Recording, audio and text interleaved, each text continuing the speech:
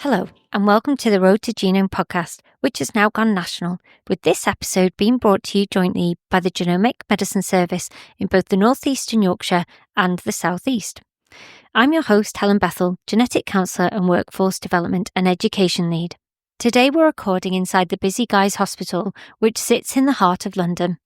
I'm delighted to be joined by Dr. Tootie Bueser, who is here to tell us about her various roles bringing genomics into nursing and midwifery. Thanks so much for joining us, Tootie. Can I start by asking you, how many job titles do you currently hold? Well, thank you for having me, Helen. I have two main job titles. The first one is as Director of Nursing and Midwifery at the South East Medicine Service Alliance. And I'm also a clinical academic. And so my job title there is National Institute for Health Research, Senior Clinical Practitioner Researcher. Wow, they're long titles. Can you explain to us what each of those mean? Yes. So for my Director of Nursing and Midwifery for the GMSA, I'm responsible for embedding genomics into everyday nursing and midwifery practice. And we cover all the way from Brighton to Kent and all of London south of the river. And so that's been quite an exciting role, getting to meet all sorts of nurses and midwives in various roles. And then for my NIHR clinical academic role, I'm based at King's College London, and this is to grow my research interests in inherited cardiac conditions because I was a inherited cardiac conditions nurse prior to taking on these roles. Yeah, fantastic. So can you talk us through your career journey then? You mentioned there that you're a nurse, is that right? That's correct. Yeah. Yes. So I suppose, shall I start from the beginning? Why I wanted to be a nurse? Yeah. So I guess I came from a family of academics, so I always knew that I wanted to do something with research. And then I also love to travel. So I thought, I want a career that would take those into account. Yeah. Now, I come from a very big extended family. There are a lot of nurses in that family, and they were all dotted all over the world. Yeah. So I thought, well, I think I can be a nurse, and that will fulfill my interests in research because there's a lot of research done by nurses, and then also traveling because as a career, nursing is very portable. And what I found as well with some of my cousins, so a lot of them did degrees, like history or economics, and all ended up in different careers. So some of them became bankers, some of them became teachers, but all the ones who did a nursing degree carried on being nurses. So I thought, actually, it's probably a very fulfilling profession. Yeah. And so I made my choice and trained to be a nurse. And I did my education in the Philippines. Wow. And that's where I got my nursing degree. And then, of course, I've got the travel bug. So when opportunities came up to pursue nursing abroad, I did some stints in the United States, and then followed by starting to be a nurse here in the United Kingdom. And that was about, revealing my age here.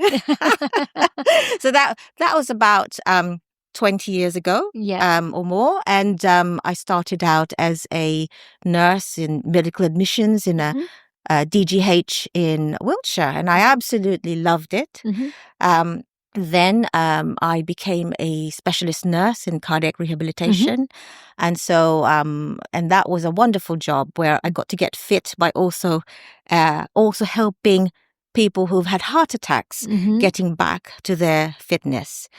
So in one of those cardiac rehabilitation classes, there was a gentleman who came in, and he had a condition called arrhythmogenic right ventricular cardiomyopathy.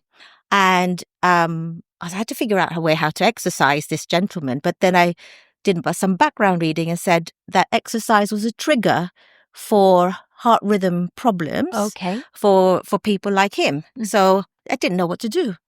So when he pitched up in clinic, I said to him, well, I'm a bit of a quandary with you. So, and he said to me, well, let me tell you about my condition. So turns out he's an expert patient. And was a member of a charity called Cardiomyopathy UK, and he laid out all the patient leaflets Wow. about it. And that's where it struck me as well, that apart from I got a problem with trying to get him to exercise or giving him a bit of an exercise prescription, that actually he had a genetic condition and that this might actually affect his family members. So, I've built a lasting relationship with that gentleman in terms of looking after him and finding about what happens to his family. But also at that time, the British Heart Foundation had, I guess they've seen the gap in care for patients with inherited cardiac conditions and their families. And so they set up these new roles, inherited cardiac condition ICC nurses, and there were about 12 that they kind of was dotted around England. And because I was interested, I wanted to know more, and I made the big move to London, and I got hired as the ICC nurse at King's College Hospital, which also oversaw the services at Guy's and St. Thomas's Hospital. So that was my start in genetics. Wow. Because, I had the actual title of cardiac genetics nurse. And from there, did you then go into your roles at the moment, or are there any other roles in between? We've developed the clinic, and over the years, it grew. The team grew as well for the consultants and also the nursing team. But then I got curious about, what we were doing. A good job, I thought. We were serving our patients well, but there was always something kind of missing in terms of support, and people and patients kept mentioning things about psychological support, but it wasn't about depression. It wasn't about kind of things that are stress and anxiety could be, but also it was about communicating with their family members, communicating risk, talking about their diagnosis, getting support around that.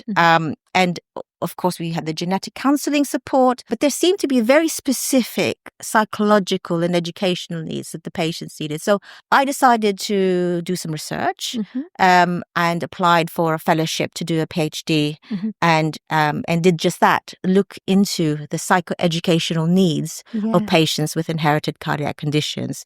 So I still worked in clinic, but did my PhD. Well done. Thank you. It was a very, very fulfilling experience, I'd say, really getting close to the patients. After my PhD, I carried on with my role as lead nurse for the Inherited Cardiac Conditions Clinic.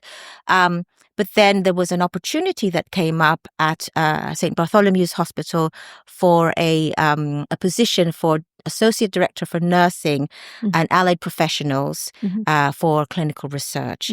And so that kind of helped develop the research capacity, research capability side of my interest, because I got bitten by the research bug. Well, I always was very interested in research, but then I thought actually there should be more nurses and midwives and allied professionals researching their clinical areas. And so I think that gave me the opportunity to really kind of support positive research culture in the hospital. And so I did that during COVID. So it was a very challenging time to be able to kind of engage people, sort of take up research. But at the same time, it was also quite good because I think the COVID times really demonstrated how research can make a difference to our care and also resolve problems that we have, whether it be, needing very quick solutions, but also some sort of slow burning sort of solutions to sort of our clinical questions.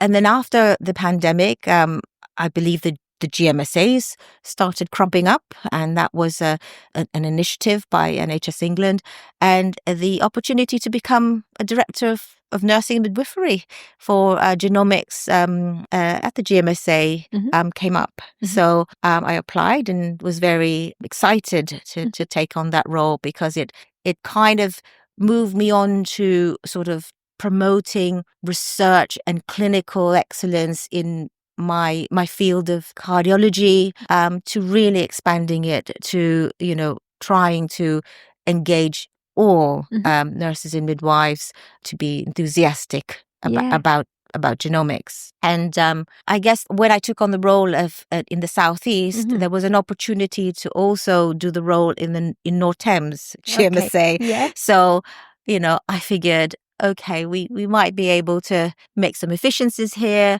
and combine the roles. But also London is, as a region, crisscrosses all over the place. So I thought, it's a good opportunity to try and harmonize and support equity across the region. So I took on that role for a period, but now I'm now solely sort of at the Southeast at this time. Fantastic. So just going back really to that first patient that you recall, was that the first time you heard of genetics or genomics, or had you been aware of it in your nursing practice already?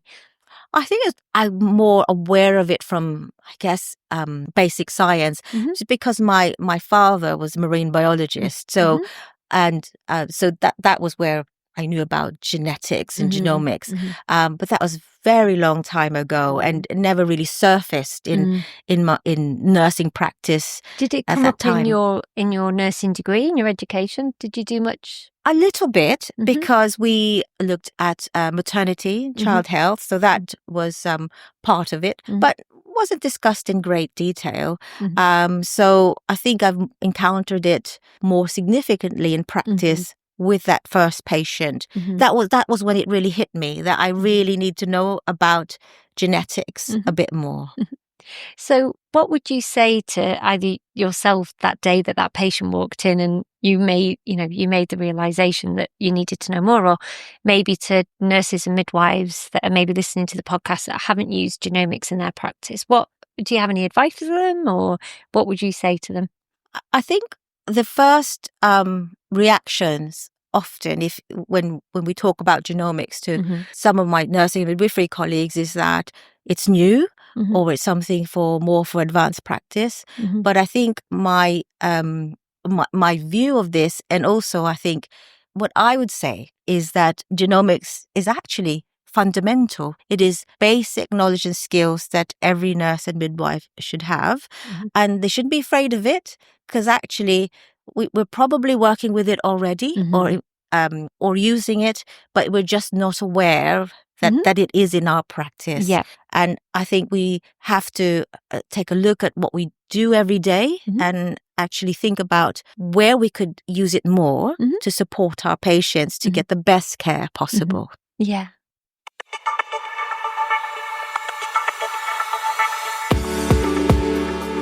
Hi, my name's Naima Kalachand, and I'm the host of Behind the Genes, Genomics England's podcast. Join us for the latest in cutting-edge research and real-life stories from people affected by rare conditions and cancer. Through thoughtful conversations, we'll take you behind the science. Plus, check out our Genomics 101 explainer episodes, where we break down complex genetic terms in under 10 minutes. Subscribe to Behind the Genes on your favourite podcast app today.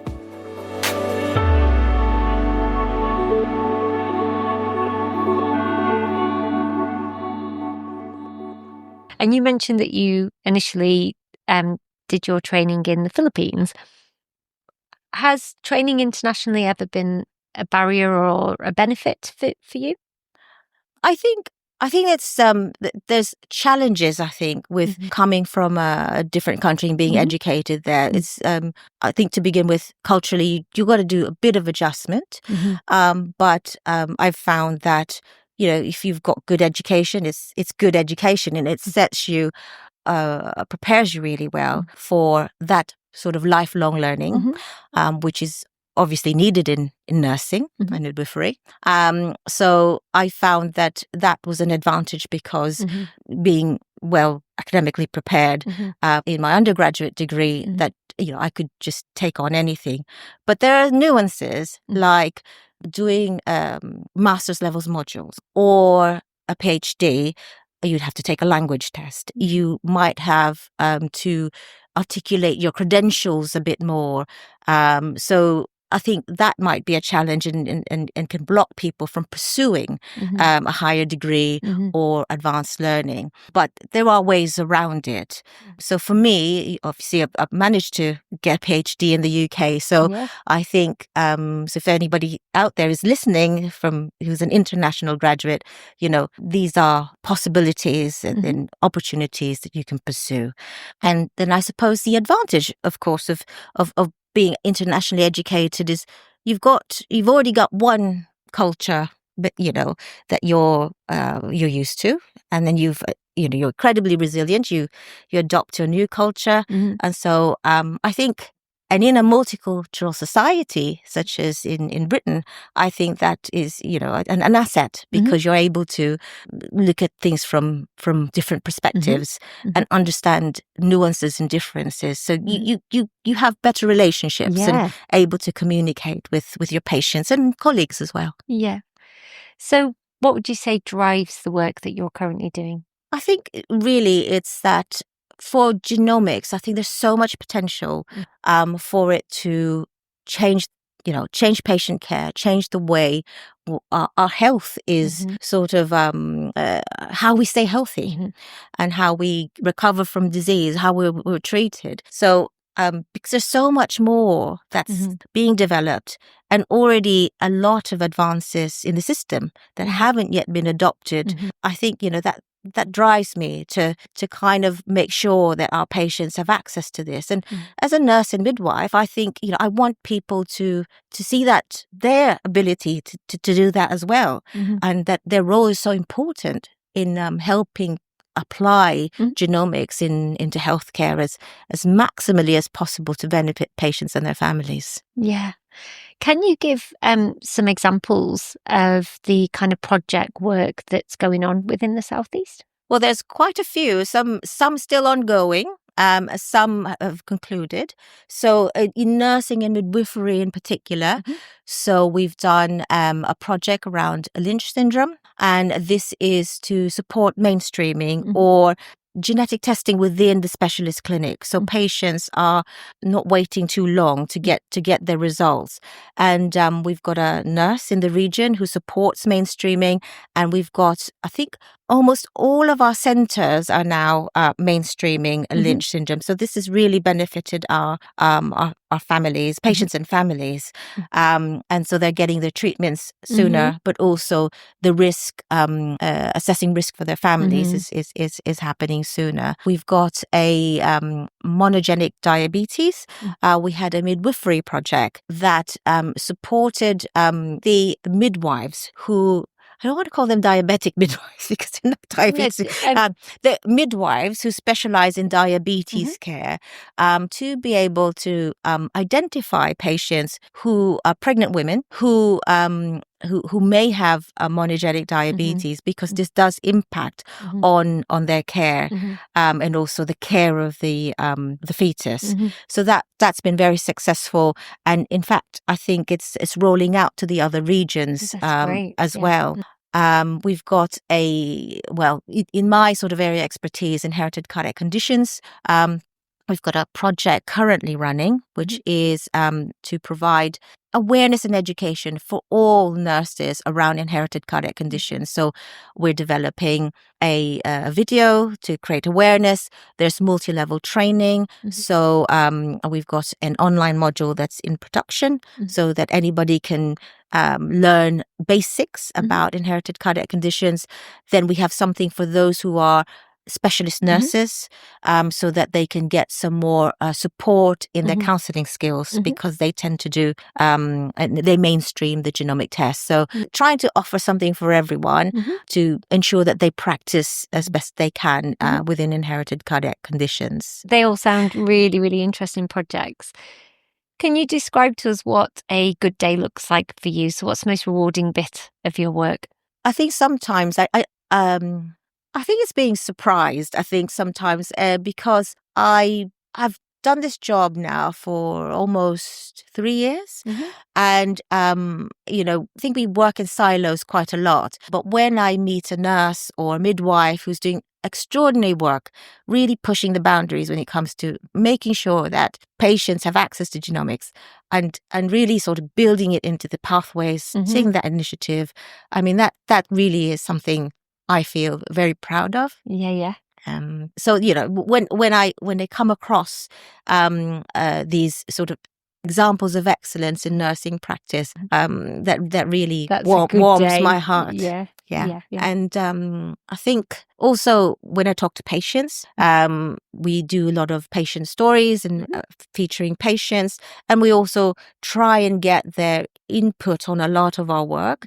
So a good day for me is when we've presented our work to maybe a patient group or a patient with lived experience, and they've not only said, actually, this is worthwhile, this is useful to us, this will help us, but also what is not useful, what's going wrong in the system and how best to improve it, so that we're able to help them as much as possible. So I think getting that patient interaction and feedback on our work also is very rewarding to me. Yeah. On the flip side then, what's a more challenging day for you? I think many will agree with me that while the advances in genomics come very quickly, they're in the press kind of very prominently, the implementation is sometimes quite slow, or the pathways remain clunky. So you see this great sort of genomic or genetic development, but it's kind of slightly out of reach. So I guess the job is fulfilling in that, because you help people reach that sort of genomic advancement. But the journey to it is sometimes quite challenging, because it can be slow. There's a lot of hoops, and it's not that straightforward to go from A to B. Yeah. And where do you think your ambition will take you from here? I hope, during the lifetime of the GMSAs, we would have made a difference in terms of encouraging more nurses and midwives to think about their practice, really think genomics in their practice, to make sure that it's applied wherever possible. So that's one sort of ambition that I'd like within my role at the moment, but also I suppose for us personally to develop more as a clinical academic, to look into how these new genomic technologies, new interventions, new sort of, I guess, new ways of working, how that's impacting on patients, on clinicians, including nurses and midwives, and to generate sort of either interventions or more evidence on how we can do things better, so that it's we do